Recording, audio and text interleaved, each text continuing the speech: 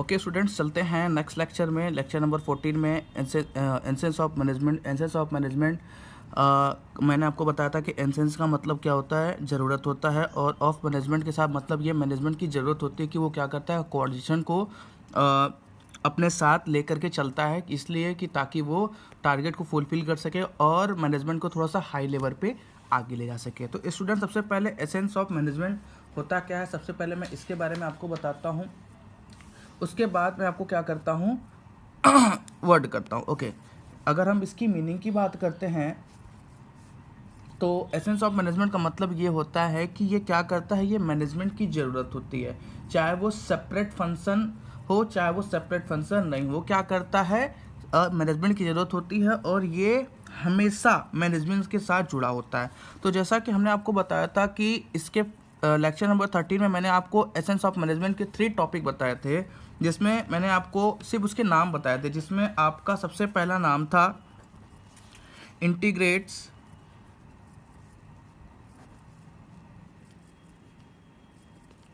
Group efforts,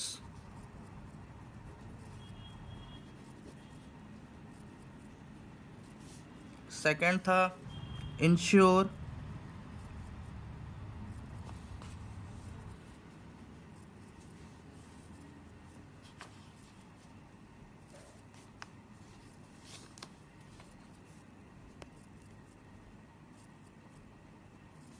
unity of efforts, third है continuous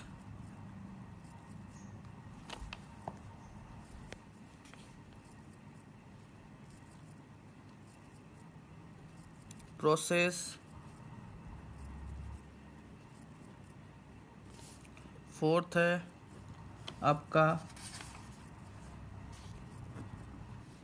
pervasive function,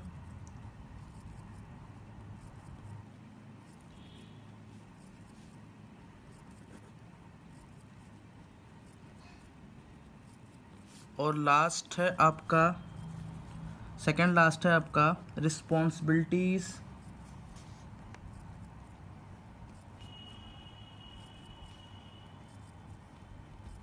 of managers, और last है आपका नो ओवरलैपिंग।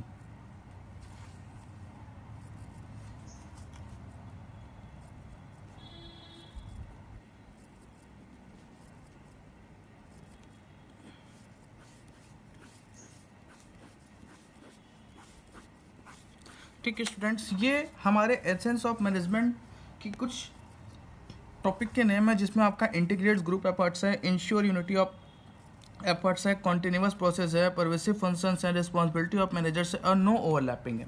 ओके, चलते हैं हम थोड़ा इसको ब्रीफ में आपको बताते हैं। तो सबसे पहला जो टॉपिक रहेगा वो रहेगा इंटीग्रेट्स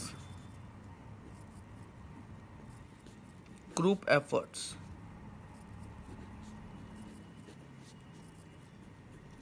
ठीक है स्टूडेंट्स, इसका मतलब क्या होता है, यहाँ पे देखिए आप लिखा हुआ है ग्रुप। ग्रुप का मतलब क्या होता है, सबको एक साथ मर्ज करना। अब सबको एक साथ मर्ज करने का मतलब क्या है कि अगर इसकी मीनिंग की हम बात करते हैं तो लिख सकते हैं हम यहाँ पे coordination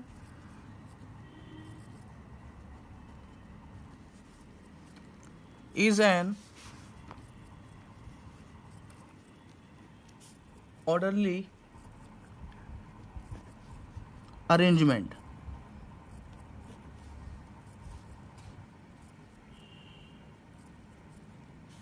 of the efforts of all group like or department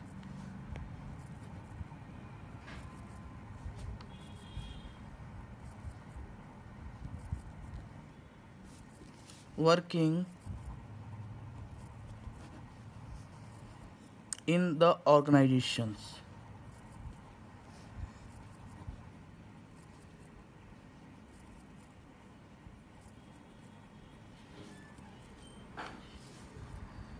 ठीक है स्टूडेंट्स, जैसा कि हमने लिखा हुआ है कि coordination is an orderly arrangement of the efforts all groups और department working in the organisation. इसका मतलब ये होता है कि जो मैनेजमेंट के अंदर एम्प्लॉय वर्क कर रहे हैं, मैनेजमेंट के अंदर एम्प्लॉय जिस तरीके से काम कर रहे हैं वो पर्टिकुलरली अलोन नहीं कर रहे हैं, वो किस में कर रहे हैं, ग्रुप में कर रहे हैं। इससे क्या होता है कि यूनिटी का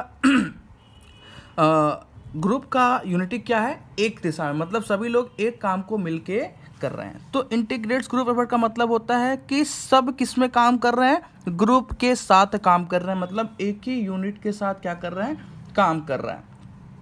ठीक है, इसमें हम कुछ नोट भी बता सकते हैं। नोट नंबर 1, इससे क्या हो सकता है, it leads to integrates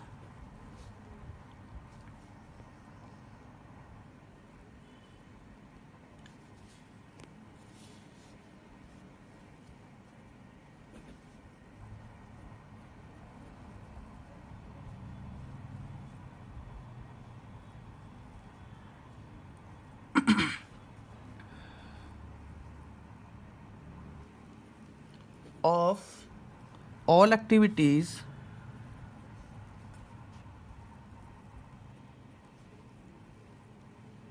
in the organization।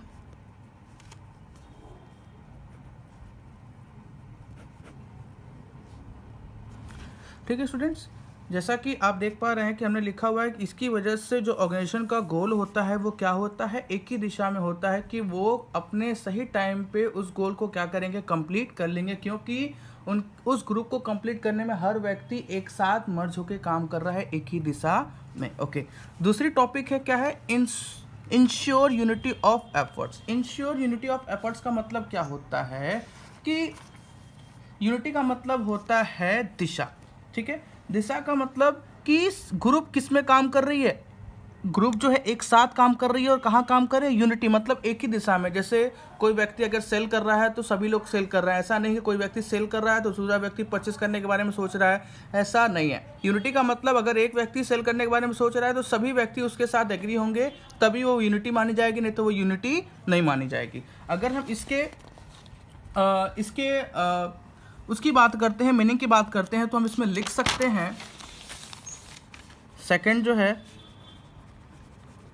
Unity of efforts, उसमें हम लिख सकते हैं कि कोऑर्डिनेशन लीड्स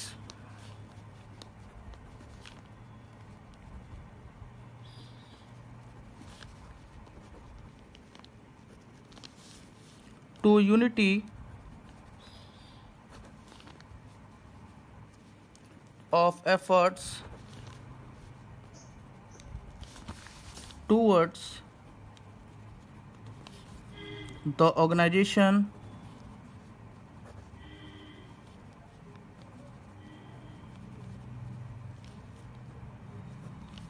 objective। ठीक है,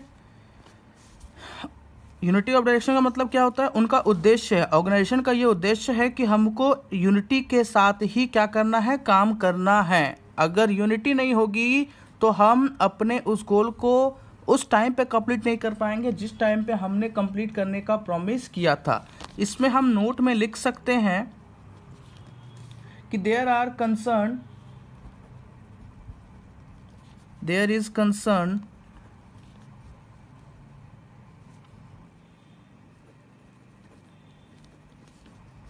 action by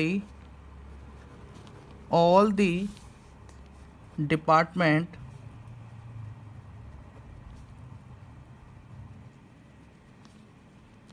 as in the case of a musical या to produce the desired result. इन सब चीज़ों का जिक्र हम लोग आप नेक्स्ट टॉपिक में भी मैं आपको इसके बारे में थोड़ा सा और बताऊंगा। ठीक है, ये तो बात हो गई हमारी दो टॉपिक की। जो दो टॉपिक मैंने आपको बताया था वो था इंटीग्रेट्स पहला था, और दूसरा टॉपिक था आपका इंश्योर यूनिटी ऑफ एफर्ट्स। ठीक है, तो ये दो टॉपिक हो गए। बचे हुए हमारे टॉपिक आपको वीडियो नंबर आपको वीडियो नंबर 15 में मिलेगा, जो कि आपके नेक्स्ट वीडियो में आएगा। उसके बाद आपका ये चैप्टर पूरी तरीके से कंप्लीट हो जाएगा। Okay, thank you students.